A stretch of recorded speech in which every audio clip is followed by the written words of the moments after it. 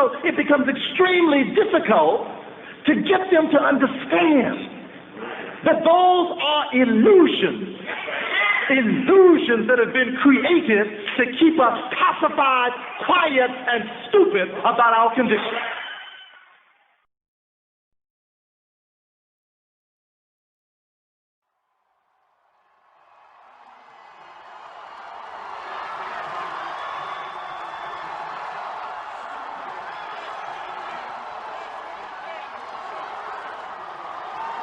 11 p.m. on the East Coast. We're back on the air, and we have news. There will be young children in the White House for the first time since the Kennedy generation. An African-American has broken the barrier as old as the Republic. An astonishing candidate, an astonishing campaign, a seismic shift in American politics. You are looking at the 44th President of the United States.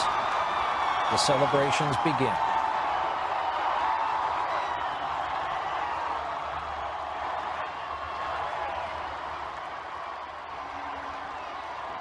The question was, why are so many young white people in support of Barack Obama?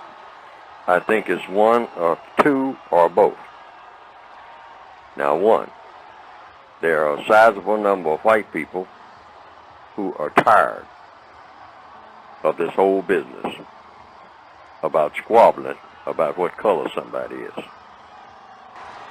Mostly a number of younger white people classified as white. Now there's another category, and that is the refined racists who says it's good for business. Good for the business of what? Of racism. That you put a lot of black people up front, and what better way to put a black person up front is, the attempt was made by that category of people, first of all with Mr. Powell, who didn't rise to the occasion for reasons which he best knows, in my opinion. And then now Mr. Obama, that a lot of white people say they want him out front. By out front means he's not going to dictate. He's not going to just sit up and write checks, because he's not going to be allowed to do that based on logic. So why would white people who have malintentions want him to be up front? It's because in any organized, that's the white people who are racist, that is. Now, racism works on the principle of organized crime. One thing that you do in modern organized crime is that you have what they call buffers. You have people to take the rap for things that you are going to do behind the scenes. And I think this is the master plan for the position that Mr. Obama is going to be in.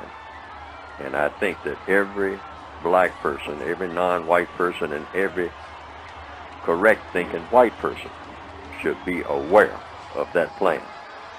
That a lot of very ugly things are going to happen on his watch that he has absolutely nothing to do with, but he's going to be the person standing there with the smoking gun, because somebody's going to put it in his hands. That's an old trick that everybody should be aware of by now, but a lot of people are not. And a lot of black people, you can look for it, and I'm trying to head it off, and everybody who is listening to this should be trying to head it off, saying, don't rise to that bait, because the bait is for everybody, particularly millions of black people throughout the world, to get mad at Mr. Obama because they didn't get a check. We have to codify in such a way that all of the things that we do are designed to tailor to the individual to do the best that he or she can wherever he or she happens to be in the known universe on any given day, as if Mr. Obama was never elected president. A lot of this surrounding Mr. Obama is to lull the dark-skinned people of the world to sleep, thinking that this is hallelujah time, and that all they have to do is just lie down and go to sleep, and when they wake up, all they have to do is march themselves to the mailbox, and there will be a fat check there with Mr. Obama's signature on it. And when they go to that mailbox and they do not see that check there, and when things seem to be getting worse and worse for them, while they stand there waiting on a Messiah, they're going to get angry at Mr. Obama, which is exactly what a huge segment of the white supremacist culture have planned. That's exactly what they want to happen, while they enrich themselves behind the scenes